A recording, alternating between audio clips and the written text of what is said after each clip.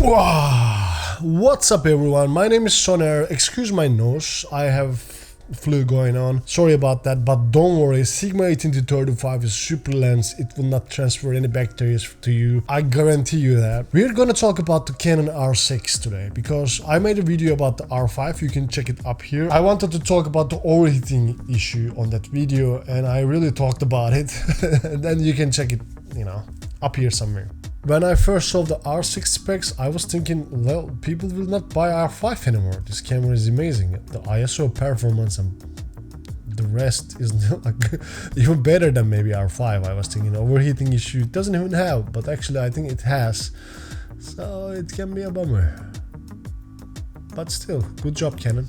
And we're gonna talk about the R6 because this camera needs some attention, and of course it's gonna get all that attention because of the specs. So let's talk about the specs first. Canon R6 has 20 megapixels sensor. With the R6 you're able to shoot 20 frames per second electronically and 12 frames per second mechanically. If you're doing sport photography or animal photography, or if you're shooting your kids, that's super good. With the Canon R5 and R6 you're gonna have 5-axis image stabilization. That's super good. I have used with my GH5, image stabilization.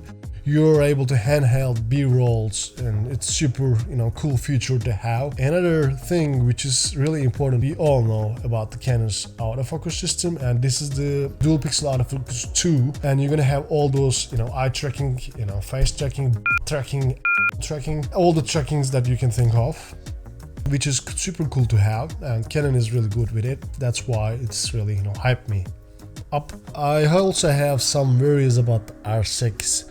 That's why I didn't purchase these both cameras. I want to see first a couple of reviews and the shots and the people's opinions about it, clearly. Then I can make a decision. But right now I don't recommend at all to anybody to go and buy the R5 or the R6 because you don't know which one you need, maybe even. Let's talk about those a little. R6 is able to shoot 4K up to 60 frames per second, and also full HD 120 frames per second. But there is a bummer because the R6 is not able to shoot in all eye. Of course it's able to shoot internally 10-bit 422, but it's not all eye. That's one of the things which is kind of worries me. I want to first see some couple of example footages if it's good enough for me. That's why I didn't fire it up, and I might go for the R5 for that reason. Because of that I'm kind of waiting. And if you are in the same situation with me, I think you should wait. Right now, of course, Canon has launched two bombs, R5 and the R6. I think both of those cameras are amazing, don't get me wrong. And I really appreciate the effort Canon has put. And I already talked about it 2 months ago, how I appreciate Canon about this, because they're putting the bar too high for the other brands.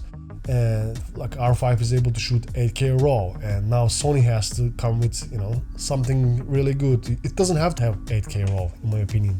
I mean, if I would be Sony, I wouldn't put 8K RAW. I would put super good 4K stuff though, without any limitation. And also another reason is now they have announced, Sony has announced new camera, Nikon announced new camera, and Panasonic GH6 is about to come. There's a lot of rumors about it.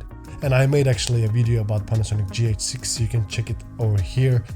R6 doesn't have all eye. I would really like to see some footage, and maybe I can go for R5 because of that reason. But also I would like to wait that Sony camera, and I already talked about the GH6. It's gonna have 41 megapixels of sensor. It's gonna be really different, and they are promising new autofocus system on the GH6 as well. I use my cameras most of the time for the video, so that's why the video specs are really important for me. That's why I didn't fire right away. I didn't buy the R5 and the R6. I don't need to rush, and I'm pretty sure the other brands are gonna come with the camera, and I would like to really see how it's gonna be, because the market is super hot right now after the Canon released these two bombs, which I really super appreciate. Well done Canon, I think you did the right thing. And thanks for watching the video. Leave a comment down below guys, what do you think about the R5 or R6, which one you would go for, and why. I would like to, see your opinion about these cameras. Don't forget to subscribe. It will not cost you anything, guys, but it will pump me and motivate me to make this kind of content for you. My name is Soner, and see you guys in the next one. Canon, really seriously, dude, what you have done? Where have you been? It's like somebody lift a rock and there popped a Canon explosion.